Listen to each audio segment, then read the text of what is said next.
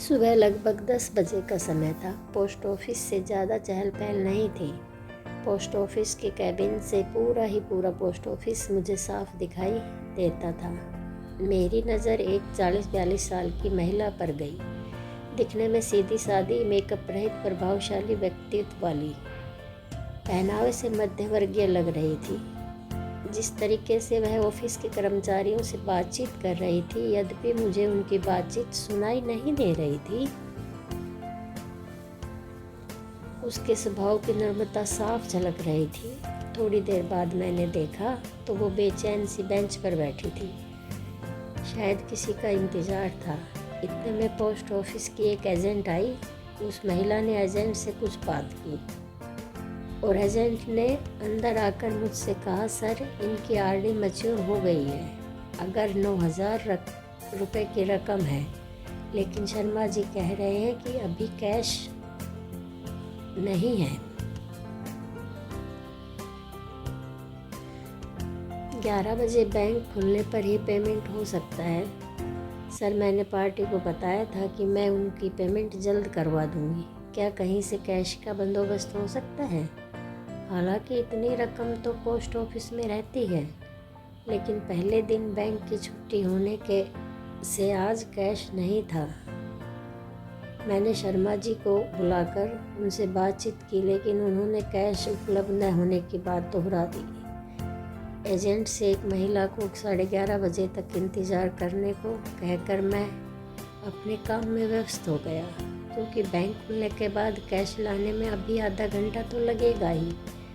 थोड़ी देर बाद मैंने देखा कि एजेंट तो जा चुकी है और वो महिला बड़ी बेसब्री से कैश आने वाले लड़के का इंतज़ार कर रही है। 11:35 को वो महिला लगभग रुआसी होकर मेरे कैबिन में आकर कहने लगी, सर, मेरी बुजुर्ग सास है जो कि 85 साल की है। उनके खाने का समय हो रहा है। मुझे समय पर खाना खिलाना है। कैश आने में और कितना समय लगेगा? अब लड़का आने ही वाला होगा। उसे देखकर सहज ही अनुमान लगाया जा सकता था कि उसके लिए एक एक मिनट कितना महत्वपूर्ण है। मैंने किसी बहू को अपनी सास के वक्त पर खाना खिलाने के लिए इतना व्यग्र होते पहली बार देखा था। मेरा काम करने में बिल्कुल भी मन नहीं लग रहा था। सच बताऊं, यदि उस समय मेरे पास पैसे होते तो मैं उससे अपने पैसे देकर वक्त पर रवाना कर देता और कैश आने पर अपने पैसे ले लेता। लेकिन हाय रे किस्मत, मेरे पास भी इतने पैसे न थे। मैंने उसे बुलाकर कहा, आप यहाँ पर हस्ताक्षर कर दीजिए ताकि कैश आने पर आपका टाइम बचेगा। वो मेरे पास आकर कहने लगी, सर, मैं अब और इंतज़ार नहीं कर सकती। मेरा घर भी दूर है, खाना बनाने में भी वक्त लगेगा। मैं कल आकर कैश ले जाऊंगी। देखिए, आपने फॉर्म पर हस्ताक्षर कर दिए हैं। इसका मतलब है कि आपको कैश मिल गई है और कैश तो आपको अभी ही ले जानी होगी। मैं जा रही हूँ। मुझे मेरी सास को वक्त पर खाना खिलाना है, चाहे इसके लिए मेरे इतने रुपयों का नुकसान ही क्यों ना हो जाए। और सचमुच में चली गई और मेरा पूरा स्टाफ भौचक्का होकर उसे जाते हुए देखता रह गया। मेरी पोस्ट मास्टर की नौकरी में यह पहला केस था जिसे एक ग्राहक को पैसे से ज़्यादा अपनी सास का खाना खिलाने की पड़ी थी। एक मध्यवर्गीय बहू के लिए पूरे 12 महीने थोड़े थोड़े पैसे जमा कर उसने राशि जुटाई थी। इतनी सहजता से पैसे छोड़कर कैसे जा सकती है? हम सभी को यह बात हजम नहीं हो रही थी। आजकल ही नहीं, प्राचीन काल में ही ऐसी सास बहू का रिश्ता एक ऐसा रिश्ता कहलाता है जिससे जैसे न चाहते हुए भी दोनों ही निभाती हैं।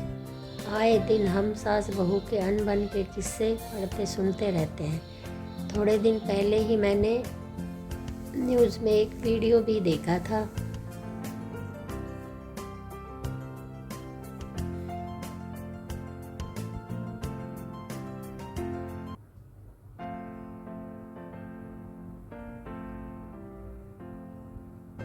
जिसमें एक बहू अपनी बीमार और बुजुर्ग सास को पति की गैर मौजूदगी में खूब मारती है।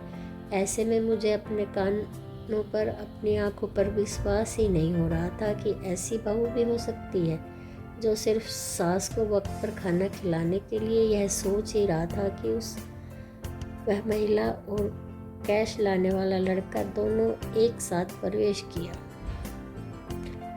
कि जैसे ही महिला बाहर गई वैसे ही उसे लड़का आते हुए दिख गया।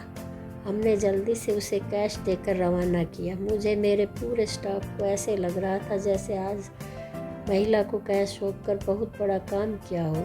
अभी भी जब भी वो घटना याद आती है तब आँखों पर घटना के बावजूद विश्वास पाना कठिन होता है कि क्या ऐसी बहू भी हो सकती है। अगर दोस्तों कहानी ज़रा सी भी अच्छी लगी हो तो प्लीज़ हमारे चैनल को लाइक, शेयर, सब्सक्राइब करें और स्टोरी के बारे में कमेंट ज़रूर करें।